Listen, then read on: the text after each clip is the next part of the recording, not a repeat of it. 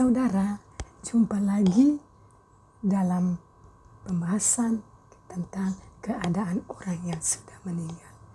Nah saudara, ada beberapa pertanyaan, yaitu bolehkah orang yang sudah meninggal berbicara dengan orang yang masih hidup? Nah saudara, pembahasan ini, pertanyaan ini dan jawabannya hanya ada dalam kitab kebenaran, Alkitab. Mari kita lihat jawabannya.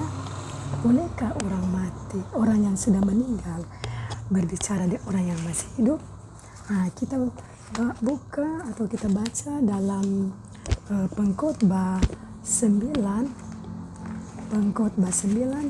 ayatnya yang ke-5 dan 6. Pengkhotbah 9 ayatnya yang ke-5 dan ke-6.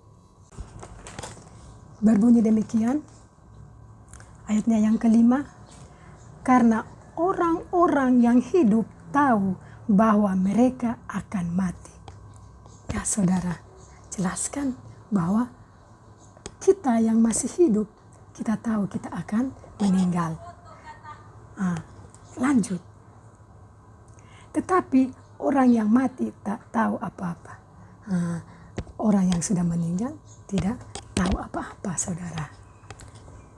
Dia tidak tahu lagi keadaan dunia ini. Tak ada upah lagi bagi mereka. Mereka memang betul sudah tidak bisa atau tidak boleh bekerja lagi karena mereka sudah meninggal. Jadi dikatakan sini bahwa mereka tidak punya upah lagi seperti orang yang masih hidup. Lanjut. Bahkan kenangan kepada mereka sudah lenyap. Kenangan kepada mereka sudah lenyap. Jadi mereka sudah tidak tahu lagi memori-memori yang lalu yang sudah terjadi pada dirinya.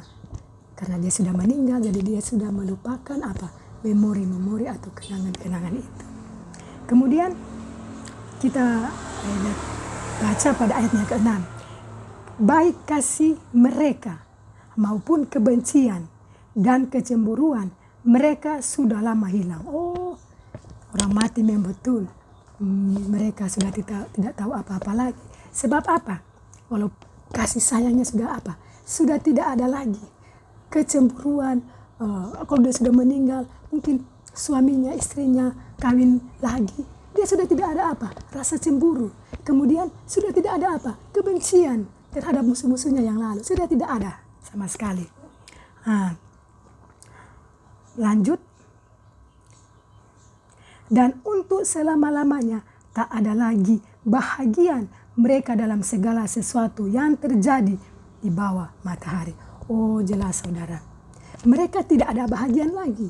Ada acara, ada pesta ulang tahun, pesta pernikahan, atau apapun acara yang kita berikan. Apa yang terjadi di bawah matahari ini, di bumi ini, mereka sudah tidak ada bahagian lagi.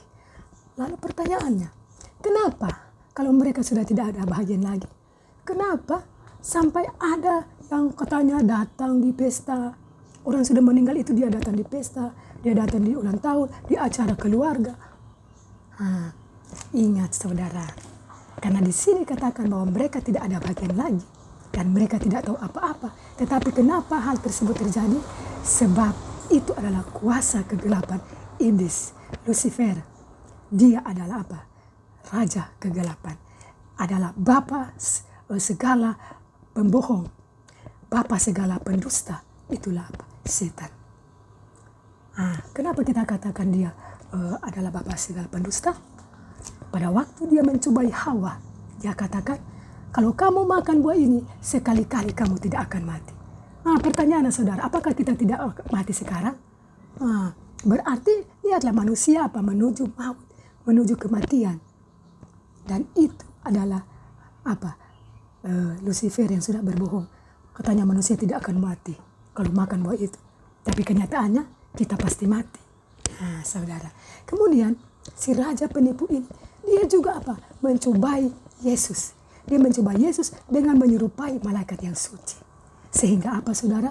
Sehingga dia mau mencoba Yesus. Seakan-akan bahwa Yesus ini akan kalah. Tetapi Yesus tahu bahwa itu bukanlah malaikat suci, tapi malaikat setan. Jadi saudaraku, apalagi itu orang manusia, kita manusia biasa. Lucifer atau setan itu, iblis itu, dia akan memakai saudara-saudara kita yang sudah meninggal. Untuk apa? Menyerupai mereka dan akan membohongi kita semua. Sehingga kitab suci yang benar-benar yang datang, firman dari Allah, itu dinyatakan bohong. Padahal sebenarnya yang berbohong adalah Lucifer. Kitab suci menyatakan itu hal yang benar, hal yang pasti. Bukan hal yang apa? Hal yang tidak pasti. Jadi saudara, demikianlah kita tahu bahwa manusia kalau dia sudah meninggal, dia tidak tahu apa. Jadi kalau Anda bilang, itu kau punya mama, kau punya bapak, kau punya adik, kau punya apa, sedang mengetuk pintu. Kita tahu itu bahwa itu adalah setan. Jangan sampai kita tertipu. Karena pada masa depan, masa yang akan datang, Lucifer, si iblis tua itu, dia akan melipat gandakan semua kekuatan. Dan dia akan menipu dengan berbagai-bagai cara. Dan dia akan mengatakan bahwa Sabat itu telah dihapuskan. Padahal dia hanya apa? Hanyalah seorang pendusta, bapa segala pembohong. Karena hari Sabat akan dirayakan atau diperingatkan pada waktu dan ketika kita sudah ada bersama-sama dalam surga. Dalam kitab Yesaya katakan bahwa dari masa kepada masa semua bangsa akan menyembah sujud padaku. Pada setiap Sabat semua bangsa akan menyembah sujud di hadapanku. Demikianlah firman Tuhan.